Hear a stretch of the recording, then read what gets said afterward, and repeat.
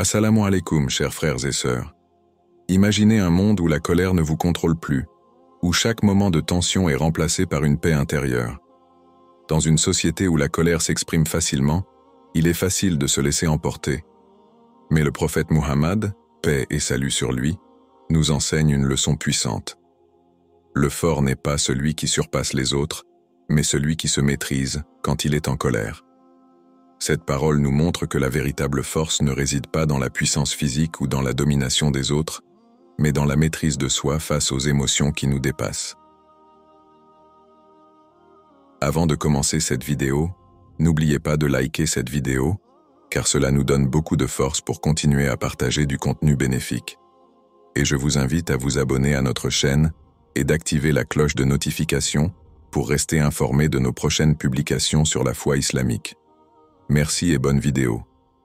Cette vidéo va vous dévoiler comment transformer cette colère en une source de sérénité grâce aux enseignements de l'islam.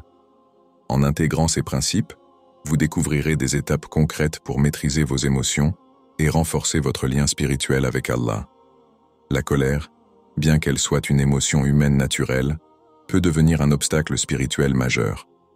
Apprendre à la contrôler est un acte de foi, un chemin vers la tranquillité et l'acceptation. Alors, restez avec moi jusqu'à la fin pour découvrir cela.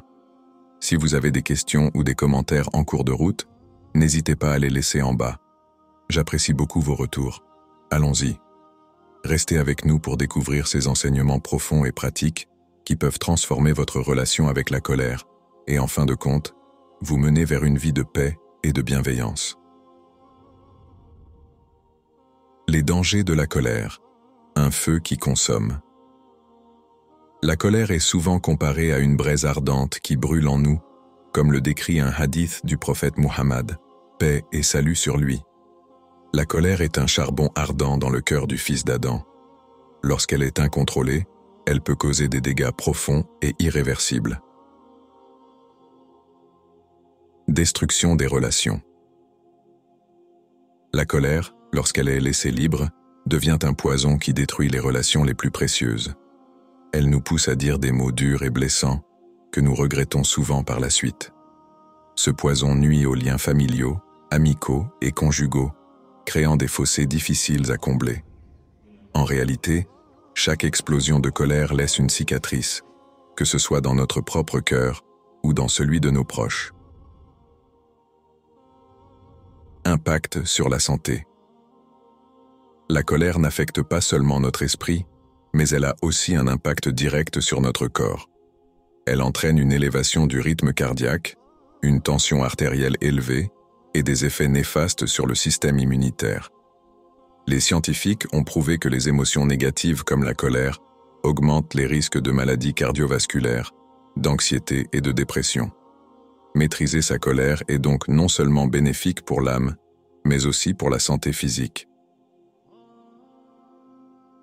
Obstacle à la spiritualité. La colère agit également comme un voile entre nous et notre spiritualité. Dans l'islam, se contrôler face aux émotions négatives est une qualité noble, car elle nous rapproche d'Allah et de ses enseignements. En revanche, la colère aveugle notre cœur et nous éloigne de la quiétude et de la paix intérieure. Laisser la colère nous contrôler revient à se détourner des valeurs de patience, de pardon et d'empathie, qui sont pourtant essentielles pour un cœur en paix et connecté à Allah. Les racines de la colère. Une question d'ego et d'ignorance. La colère ne surgit pas de nulle part. Elle prend souvent racine dans des éléments profonds de notre personnalité, comme l'ego et l'ignorance. L'ego, ce désir de se sentir supérieur ou d'avoir raison, est un déclencheur puissant. Lorsqu'on se sent menacé, ridiculisé ou remis en question, notre ego réagit et la colère surgit pour protéger cette image de soi. En réalité, cette réaction reflète une faiblesse intérieure plutôt qu'une force, car elle montre une incapacité à accepter nos propres limites et imperfections. L'ignorance, de son côté, alimente aussi la colère, car elle nous empêche de voir la situation dans sa globalité. Sans connaissance, on interprète mal les intentions des autres, on réagit sans réfléchir, et on se laisse emporter par des émotions destructrices. C'est pour cela que l'introspection, le fait de se tourner vers son propre cœur pour comprendre ses déclencheurs est essentiel. En prenant le temps de se connaître soi-même, on peut mieux identifier les sources de notre colère et apprendre à les gérer avec sagesse et humilité. Enseignement islamique sur la maîtrise de la colère, la force de la patience. Dans l'islam, la maîtrise de la colère est considérée comme un signe de force véritable. Le prophète Muhammad, paix et salut sur lui, a dit « Le fort n'est pas celui qui vainc les autres, mais celui qui se maîtrise lorsqu'il est en colère. » Cette parole met en lumière une valeur essentielle, la patience, ou sabr, un pilier fondamental dans la gestion des émotions. Maîtriser sa colère est donc un acte de foi qui montre un caractère fort et équilibré. Dans le Coran, Allah nous rappelle l'importance de la patience en disant « Ceux qui sont endurants recevront leur récompense sans compter. » Sourate Az-Zumar, 39-10. La patience est valorisée non seulement comme une vertu spirituelle, mais aussi comme une pratique quotidienne. Apprendre à contrôler sa colère signifie retenir une réaction immédiate pour laisser place à la réflexion, permettant de répondre avec sagesse. Un autre hadith nous conseille des gestes simples pour gérer la colère. Si l'un de vous est en colère alors qu'il est debout, qu'il s'assoie. Si la colère ne passe pas, qu'il se couche. Ces gestes simples permettent de calmer le corps et de contrôler l'intensité de l'émotion.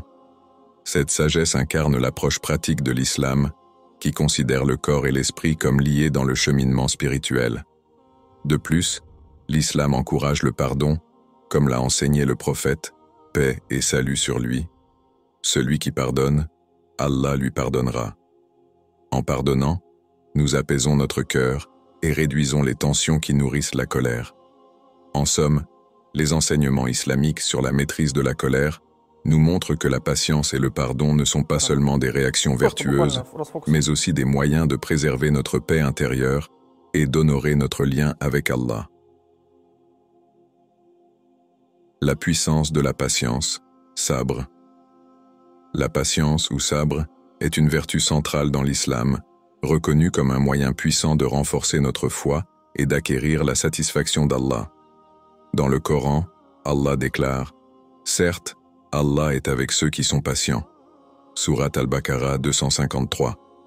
Cette promesse divine montre que la patience n'est pas simplement une qualité morale, mais un chemin vers une proximité accrue avec le Créateur. La patience ne se résume pas à attendre passivement. Elle exige un contrôle émotionnel et une attitude de soumission face aux défis de la vie. Elle se manifeste dans notre capacité à rester calme et à maintenir notre foi, même dans l'adversité.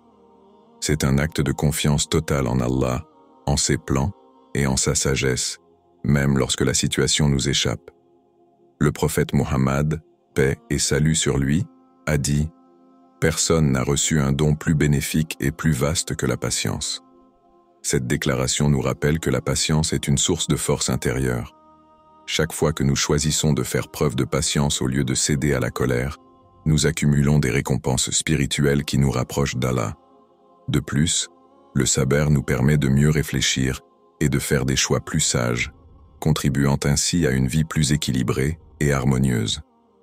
Pratiquer la patience, c'est aussi faire preuve de persévérance dans les moments de difficulté, en reconnaissant que chaque épreuve est une opportunité de croissance spirituelle. En choisissant le chemin de la patience, nous démontrons notre résilience et notre foi profonde en Allah, qui nous récompense au-delà de toute mesure pour notre endurance et notre confiance en lui. La gratitude, souvent perçue comme une simple politesse, est en réalité un puissant antidote à la colère. En cultivant un état d'esprit reconnaissant, nous apprenons à rediriger notre attention vers les aspects positifs de notre vie, ce qui nous permet de mieux gérer nos émotions. La colère, souvent alimentée par le ressentiment et la frustration, peut être atténuée lorsque nous faisons un effort conscient pour apprécier ce que nous avons. Les effets apaisants de la gratitude sur l'âme sont multiples. Elle favorise une meilleure santé mentale en réduisant l'anxiété et la dépression. Des études montrent que les personnes qui pratiquent régulièrement la gratitude éprouvent une plus grande satisfaction dans leurs relations et une augmentation de leur bien-être général. En remplaçant les pensées négatives par des réflexions positives, la gratitude modifie notre perspective, nous permettant de voir les situations conflictuelles sous un nouvel angle. La gratitude, souvent perçue comme une simple politesse, est en réalité un puissant antidote à la colère. En cultivant un état d'esprit reconnaissant, nous apprenons à rediriger notre attention vers les aspects positifs de notre vie, ce qui nous permet de mieux gérer nos émotions. La colère, souvent alimentée par le ressentiment et la frustration, peut être atténuée lorsque nous faisons un effort conscient pour apprécier ce que nous avons. Les effets apaisants de la gratitude sur l'âme sont multiples. Elle favorise une meilleure santé mentale en réduisant l'anxiété et la dépression. Des études montrent que les personnes qui pratiquent régulièrement la gratitude éprouvent une plus grande satisfaction dans leurs relations et une augmentation de leur bien-être général. En remplaçant les pensées négatives par des réflexions positives, la gratitude modifie notre perspective, nous permettant de voir les situations conflictuelles sous un nouvel angle. De plus, la gratitude encourage l'empathie et la compréhension, des qualités essentielles pour surmonter les conflits. Lorsque nous nous concentrons sur ce qui est bon autour de nous, nous développons une plus grande capacité à pardonner et à laisser aller notre colère. En somme, intégrer la gratitude dans notre quotidien peut transformer notre manière de réagir face aux défis, nous permettant de vivre en paix avec nous-mêmes et avec les autres. Cultiver cette pratique est un choix puissant pour apaiser notre esprit et nourrir notre âme. Le pardon est une notion essentielle pour apaiser le cœur et éviter l'accumulation de colère. Dans nos vies, il est inévitable de rencontrer des blessures, qu'elles soient physiques ou émotionnelles.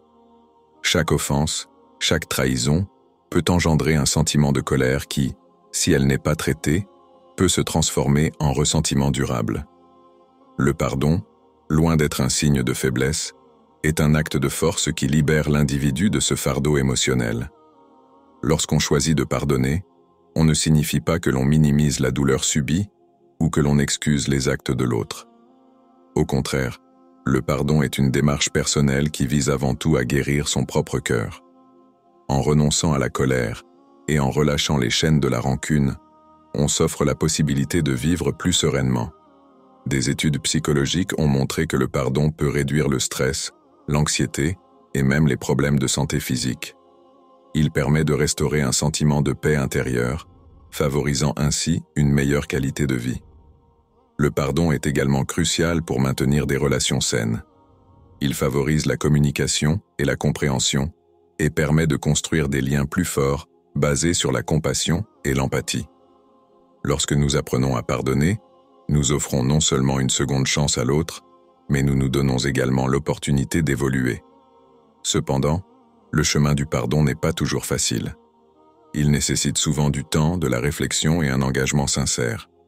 C'est un processus qui peut impliquer des émotions complexes, mais il est essentiel de se rappeler que chaque pas vers le pardon est un pas vers la liberté. En choisissant de pardonner, nous libérons notre cœur des poids inutiles de la colère et de l'amertume, ouvrant la voie à un avenir plus lumineux et serein. En somme, le pardon est un véritable acte de courage et d'amour envers soi-même et envers autrui, une clé pour apaiser notre cœur et retrouver la paix intérieure. Prenons l'exemple de Samir, un homme dans la trentaine qui a longtemps lutté contre sa colère. À cause d'un environnement familial tendu et d'un stress professionnel constant, il se laissait facilement emporter par des accès de rage.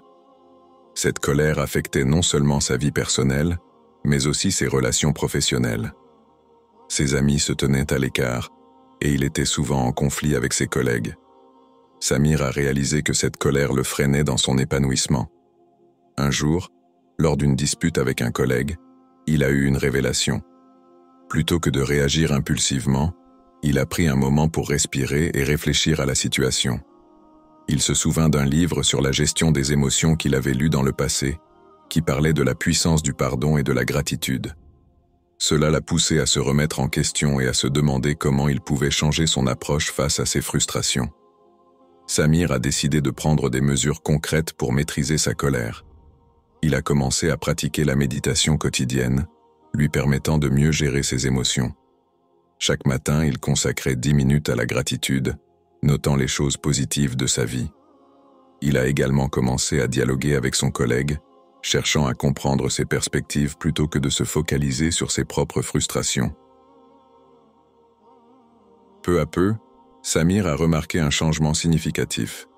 Sa capacité à gérer la colère s'est améliorée et il a commencé à cultiver des relations plus saines. Ses amis ont remarqué une différence dans son attitude et même ses collègues ont été impressionnés par sa nouvelle approche pacifique. En transformant sa vie par la maîtrise de sa colère, Samir a non seulement amélioré son bien-être émotionnel, mais il est également devenu un exemple inspirant pour ceux qui l'entourent. Aujourd'hui, il partage son expérience avec d'autres, encourageant chacun à reconnaître et à gérer leurs émotions plutôt que de les laisser les contrôler. Son histoire illustre comment une prise de conscience et un engagement envers soi-même peuvent mener à des transformations profondes et positives. La confiance en Allah, ou tawakkul, est un principe fondamental dans l'islam qui nous enseigne à placer notre foi en la sagesse divine. Cette confiance va au-delà de la simple croyance.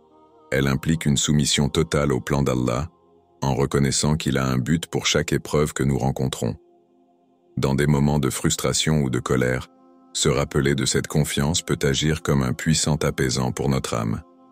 Lorsque nous faisons face à des défis, il est naturel de ressentir de la colère, que ce soit à cause des injustices de la vie, des échecs personnels ou des conflits interpersonnels.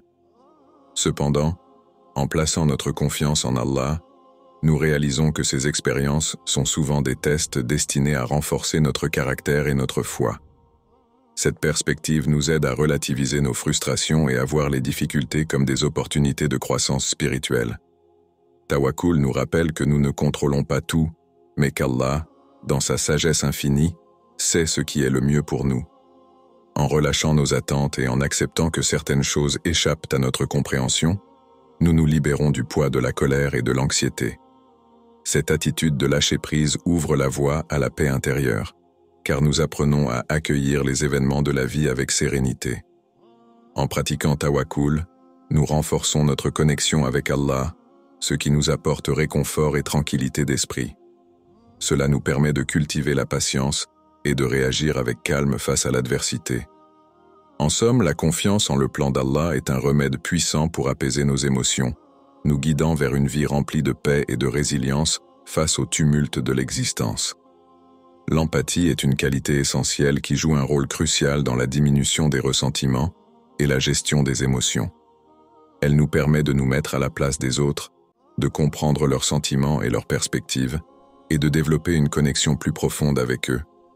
Dans un monde où les conflits et les malentendus sont fréquents, l'empathie devient un outil indispensable pour apaiser les tensions et favoriser des relations saines.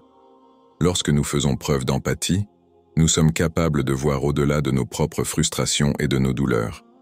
Cette ouverture d'esprit nous aide à reconnaître que chacun a ses propres luttes et défis. En comprenant les motivations et les circonstances qui poussent les autres à agir, nous réduisons notre tendance à juger et à alimenter des ressentiments. Par exemple, si nous pouvons envisager qu'un collègue en colère traverse une période difficile, il devient plus facile de répondre avec compassion plutôt qu'avec hostilité. L'empathie favorise également la communication constructive.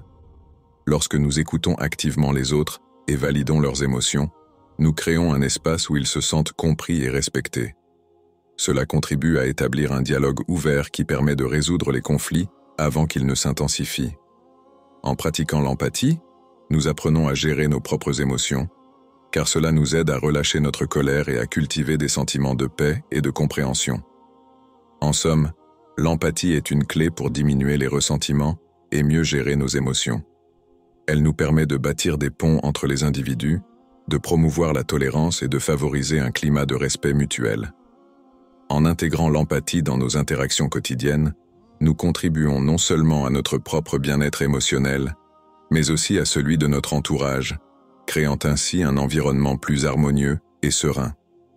La pleine conscience est une pratique qui nous invite à vivre l'instant présent, avec attention et sans jugement.